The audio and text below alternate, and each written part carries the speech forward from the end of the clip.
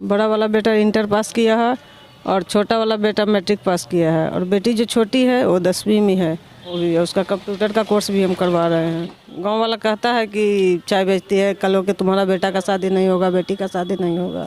गांव वाला भी ताना मारता है, अभी भी मारता है। लेकिन आपने तीनों को पढ़ाकर उनका जवाब दे दिया। हाँ, हम अपना बोले कि नहीं होगा, शादी नहीं होगा, ठीक है, बाभन से नहीं होगा, कोई दूसरा कास्ट से होगा। नमस्कार, मैं प्रीतम कुमार, बोलो ज़िंदगी में आपका बहुत बहुत स्वागत है। आज हम पहुंचे हैं पटना के कंकरबाग इलाका में। कंकरबाग थाना के निकट एक ढाबा है जो एक अकेली महिला चलाती हैं। एक सशक्त महिला, एक ऐसी महिला जिनकी कहानी सुनकर आपको भी सलाम करने का मन करेगा। जी, आपका नाम क्या हुआ? कंचन देवी। आप ये ढाबा कब से चला रहे हैं? हम ये ढाबा 2008 से ही चला रहे हैं। 2008 से आप ढाबा चला रहे हैं और आपके सहायता कौन कौन सहयोग करते हैं? अभी तो कोई मेरे पापा पहले थे, वो करते थे, अभी डेट कर गए। आपके पति जो हमने सुना है कि आपको छोड़कर चले गए विगत कई वर्षों पहले, कब छोड़ा आप? 2011 में। क्यों छोड़ दिया ये बता दीजिए। ये मेरे थोड़ा सा जो शरीर में दाग है ना, इस वजह से।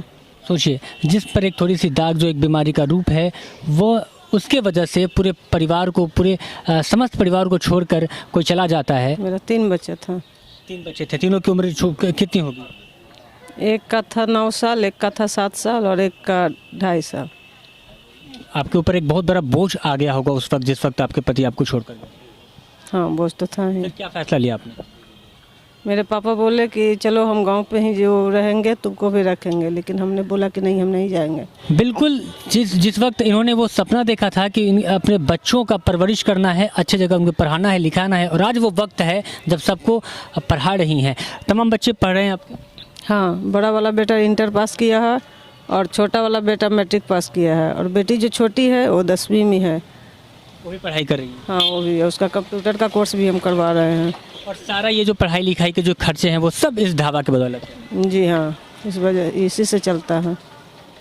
इतने साल हो गए, कभी आपके पति ने एक बार भी खबर लिया या फिर आपसे मिलने की कोशिश की या कोई बात करने की कोशिश की? नहीं। कोई खबर नहीं? नहीं।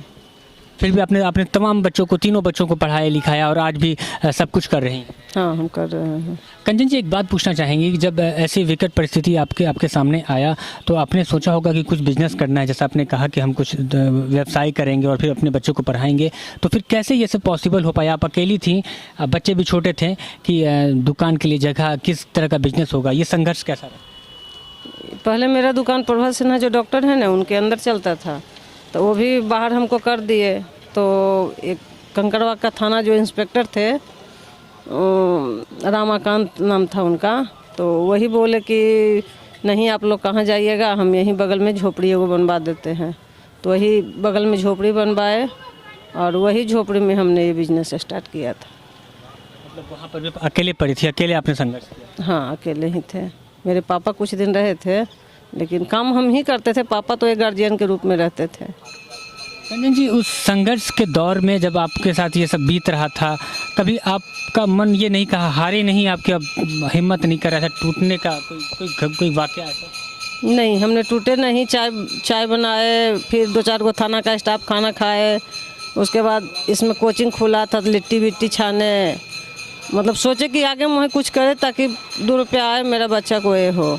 लगातार संघर्ष करते रहे? हम ये करते रहे और इतना ही कर रहे हैं, इससे आगे कुछ ज़्यादा बढ़ाए नहीं, यही से मेरा अभी गुजर हो रहा है। समाज में आजकल ऐसे जगहों पर लोग ताने भी मारते हैं, बहुत कुछ बोलते हैं, कभी ऐसा माहौल आपने फेस किया? हाँ, गांव वाला कहता है कि चाय बेचती है, कल हो के तुम्हारा बेटा का शादी नहीं होगा, बेटी का शादी नहीं होगा। गांव वाला भी ताना मारता है, अभी भी मारता है।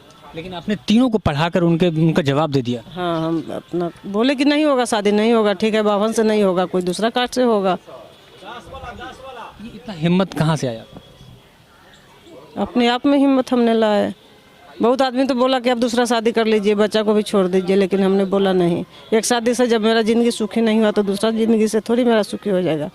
ये चलते हम नहीं, अपना बच्चा को ही देखें। बच्चे क्या कहते हैं आपको? बच्चा क्या, अभी तो पढ़ने लायक है, अभी तो कुछ नहीं बोलता है। मतलब कहते हैं कि इस ढाबे से उनके लिए इतना पढ़ाई लिखाई सब कुछ हुआ है, तो बड़ा होकर वो भी कुछ सपना देखते होंगे। और कहता तो है।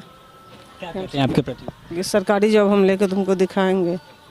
आपने क्या सपना देखा है बच्चों के प्रति? हमको भी सपना यही है कि मेरा बच्चा कल होके ये काम नहीं करे, हम किए लेकिन मेरा बच्चा नहीं करे। हम सपना यही देखे हैं। आने इस ज़माने में, इस दौर में आप और भी जो माँ हैं जो जिनके ऊपर थोड़ा कष्ट होता है, पारिवारिक बोझ आती है, वो डर जाते हैं, सहम जाते हैं, उन माँओं के लिए आप क्या कहना चाहेंगे? नहीं डरना चाहिए और क्या, ज़िंदगी में संघर्ष करना चाहिए। ज़िंदगी में संघर्ष करना चाहिए। संघर्ष जो है वो ज़िंदगी का एक हिस्सा है और कंचन देवी ने ये करके दिखाया है। वाकई इनकी पूरी कहानी जो है झकझोर देने वाली कहानी है, एक मिसाल है, एक प्रेरणा स्रोत कहानी है। डरी नहीं, हालात से हौसला बुलंद रखी और आज अपने तीनों बच्चों को पढ़ा रही हैं। बहुत ही विकट परिस्थिति से गुजरी मगर आज उनका जो सपना था वो साकार हुआ। आगे भी जो है इनका कहना है, इनका सपना है कि तमाम बच्चों का नौकरी लगे। हम भी ये शुभकामनाएँ देते हैं कि आपके सभी बच्चों को नौकरी लगे, बुलंदियों पर जाए। बहुत बहुत धन्यवाद कंचन जी आपका हमारे साथ बातचीत करने के लिए।